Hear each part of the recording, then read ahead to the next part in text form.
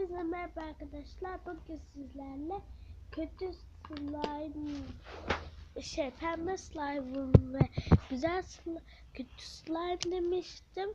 İşte kötü slime ne hale geldi birkaç gün sonra. Durun arkadaşlar. Şöyle göstereceğim. Hepinize merhaba arkadaşlar demeyi unuttuysam. Hepinize merhaba arkadaşlar. Biraz. Bakın kötü slime, kötü iyi slime oldu. Bu çok fazla ses çıkarmıyor ama uzatırsak çıkartıyor.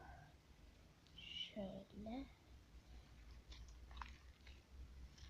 Biraz sert de slime. Sert yaptık.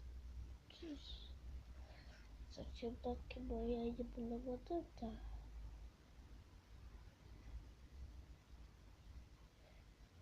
İçeri biraz.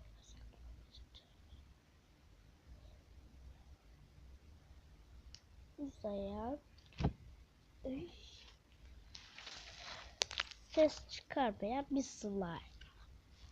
Arkadaşlar saçımı dağınıklığına bakmayın, saçımı bu sabah taramayı unuttum ve şu an evde tek annem şu an başka bir yer ve rahat ses çıkartabilirim. Anne bu slime'ı çıkarmamı biraz kızıyor arkadaşlar. Bu sessiz söylüyorum çünkü annem duyabilir.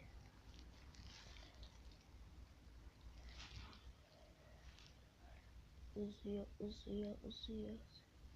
Arkadaşlar ben video çekmeden slime bayağı bir çok uzadı.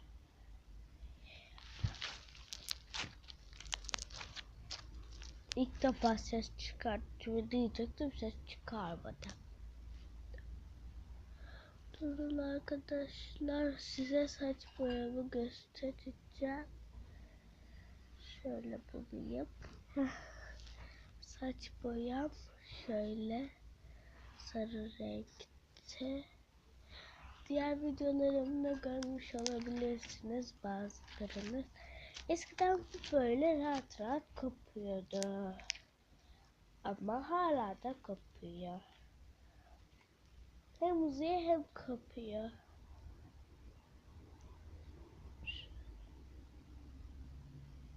Çok uzamıyor.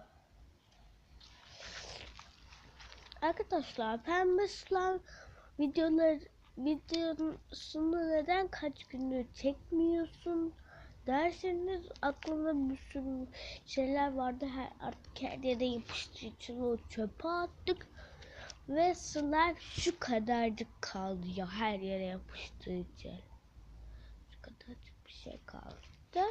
Ben de bu slime'ı atmayacağım dedim. Şöyle arkadaşlar şu slime'a bakar mısınız? Bakın, top gibi zıplıyor. Top gibi arkadaşlar. Bir de uzatayım diyecektim ama slime uzatacağımızı anladı. Arkadaşlar size bir şey göstereceğim. Slime hiç şekil almaz diyebiliyordum. Bakar mısınız arkadaşlar? Çiçek şeklinde oldu ve çiçek şekli aldığında uzuyor. Yavaşça uzaklaşıyorum. Koltuğun arkasına kadar indi.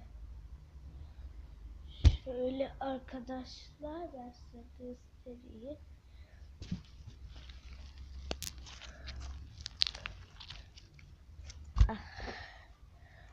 Arkadaşlar çok zor yaptık bir slime'ı.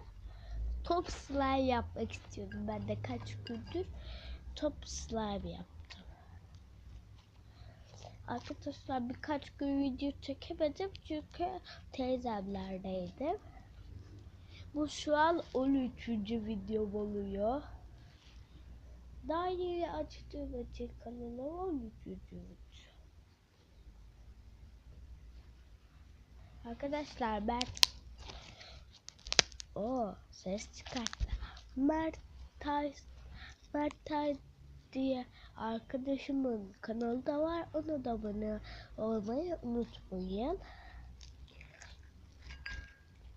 Evet arkadaşlar, çok az saniyemiz kaldı.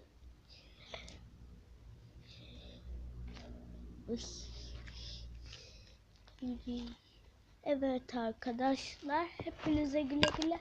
İnşallah bu videomu beğenmişsinizdir. Abone olmayı ve like atmayı unutmayın.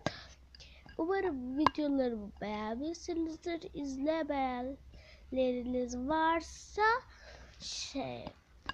arkadaşlar, izlemeyenleriniz varsa mutlaka oyuncu Duru diye çıkar.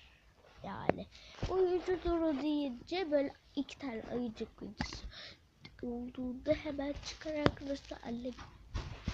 Hepinize güle güle arkadaşlar. Bye bye.